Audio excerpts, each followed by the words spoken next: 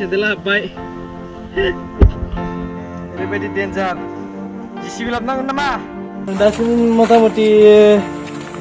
1.5 घन्टा थाबायबाय जोङो ओमफ्राय दाबो सहैयाखै खिन्थु सफैबाय क्या बोलते तू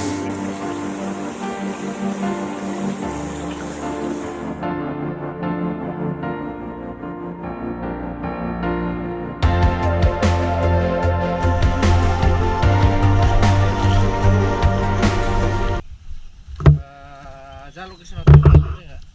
मथा मथि 1 घन्टा थाबायनांगौ बेनिफ्राय लामायासो गोदान फैदोंमोन ओमफ्राय नोंथांमोननो ओरैबायदि मोजां लकेसन मोनसे देखायगोन ना आंजोंल' फैफाबाय दा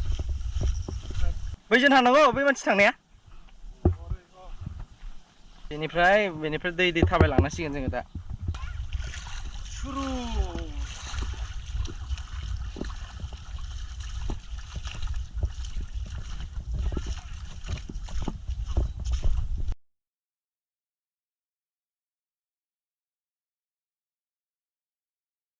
मा लांफैदों नोंसोरो दै लांफैदों मानो खुरदों नोंसोर दासिम जोङो मथा मथि 20 मिनिटसो थाबायबाय बारलांनांसिगोन दा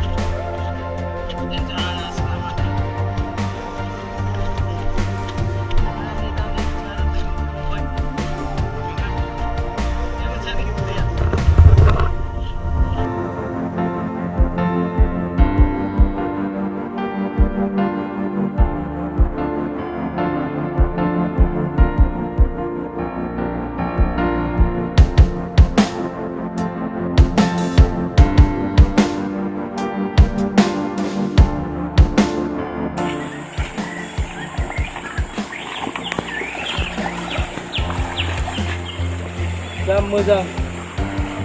दावगागासिनो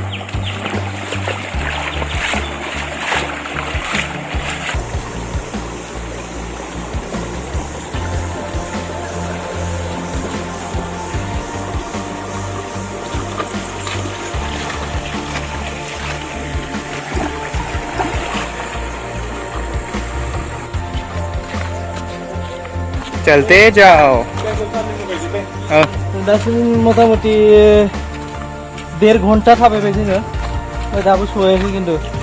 बिसोरो लोगोफ्रा होनदोंमोन 45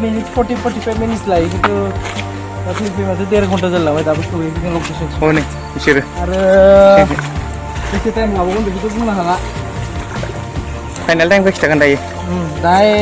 नायबायल' थादो नोंथांमोनहा होमबाना फाइनाल टाइमखौ मिथिगोन बेफोरबायदि लकेसनावनो एसे बनलुजों जों माबाबो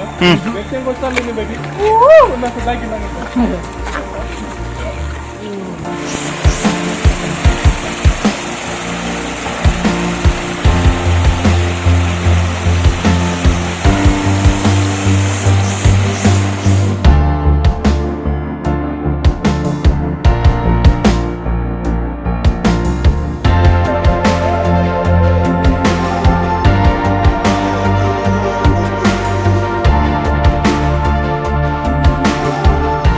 पहुंचने ही वाले हैं ऑलमोस्ट पहुंच गए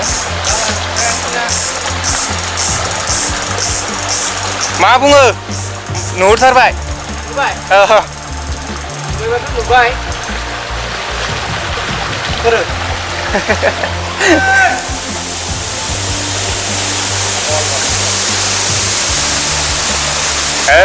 सफैबाय क्या बोलते तू चलिए क्या बाबा चलिए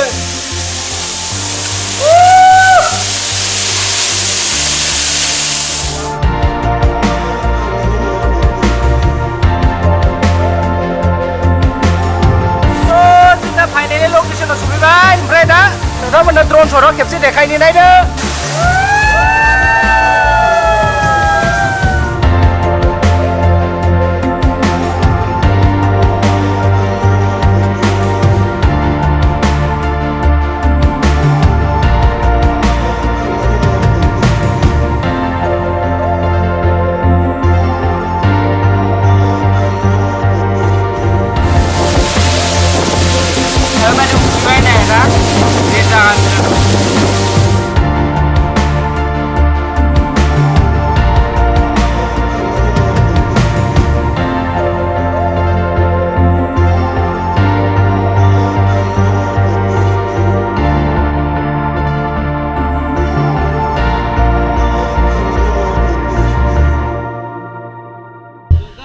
लकेशना बेनोमोन ओमफ्राय दा जों थांफिनसै न'आव मोजां बिराद खस्थ'नो फैबाय बेखौ नायनोनो मथा मथि जोङो 1.5 घन्टा थाबायबाय थाबायनानै ओमफ्राय बेहाय सफैदों डेन्जार लामायाबो नोंथांमोना नुखाबाय ओमफ्राय माने ड्रन शटखौ मोजाङै लानो हायासै माने GPS हरा बेहाय मोजाङै बेखायनो शटखौ लानो हायासै ओमफ्राय दा हायोबा लामाखौ देखायबावनोसै नोंथांमोननो ड्रनजों दा जों थांफिनगासिनो न'आव ओमफ्राय खस्थ' बिराद फैनायालाय बिराद खस्थ' ओमफ्राय सहैबावबाथाय ओमफ्राय फैनो बायो आरो बिराद मोजां कुल जायगाया ओमफ्राय थान्दा फैनायानो बिराद खस्थ' लामा गैया नालाय बिदिनो फैनांगौ जायो दै गेजेर गेजेर दैनि लामाजोंनो फैनांगौ जायो उफाय गैया खेबसे फैनायबाय नोंथांमोना फैनो गोसोबा फैनो हायो बिराद खस्थ' आरो सेन्देला हाब्बाय ओरैबायदि डेन्जार जिसिबि लाबोनांगोन नामा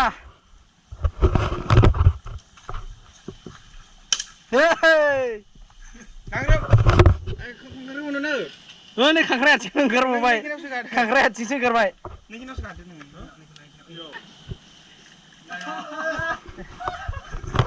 मिशन साक्सेस ओरैबायदि मेंबायना जोङो दा गोरै अमा सावनानैसो जानो लुगैबाय न'आव खमसेबाबो जोङो 8-10 किल'मिटारसो थाबायनाय जादों दै अन्थाइ हाजो दैजोंनो आरो दैजों थाबायलांनानै 10तासो बारलांनांगौ जायो आरो हाजोखौबो बेनि उनावसो लकेसनखौ सहैदों 1.5 घन्टा कमप्लिट लाखादों फैनायाव फैफिननायाव ओमफ्राय 2 घन्टा लाबाय माने एसेसो फट' खेबलाबायनानै फैबाय नालाय मोजां मोनदों बहुद थाबायनांबाय आरो बाथ्रायनो दा थांनानै जों रेस्ट लाहैनायल'सै बिराद मेंबाय only one time visit नालाय so मोजां मोन एक्सपिरियेन्सआ बहुत थाबायनांदों that's true आरो सानसे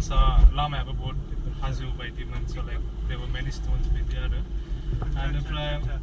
एक्सपिरियेन्सआलाय मोजांमोन बहुत ओमफ्राय मोनसे untouched एरियामोन आरो so explore खालामनानै मोजां नांदों and बाखिथ' भिडिअ नुखाबायानो I hope you guys will visit enjoy like जोंथ' enjoy खालामदों I hope you guys will do the same खस्थ' मोनबाय जायखिया माने लाइफआव बेसेबां थाबायफेराखै आं न'निफ्राय गामिनि सौखौनो थाबायनानै थाङा आरो बेयाव बारे डेन्जार फैनो गोसोबा फैनो हायो ओमफ्राय मोजां मोनगोन आरो बिदि थाबायनानै बिकज बिदिथ' थाबायफेरनाय जाया ओमफ्राय थांनायाव लोगोफोरजों ज' थाङोबा मेंनायबो मोना बेनो आरो दिनैनि थाखाय बाय नै नाम लिया तो शेताना जेरावखा हाबायानो नै जोंनि टाइमिंआ माने कारेक्ट आरो जोङो सफैबायबो गारि लाबायबो ओमफ्राय लामा मेन रडसिम ओंखारबोनाय लोगो लोगो अखा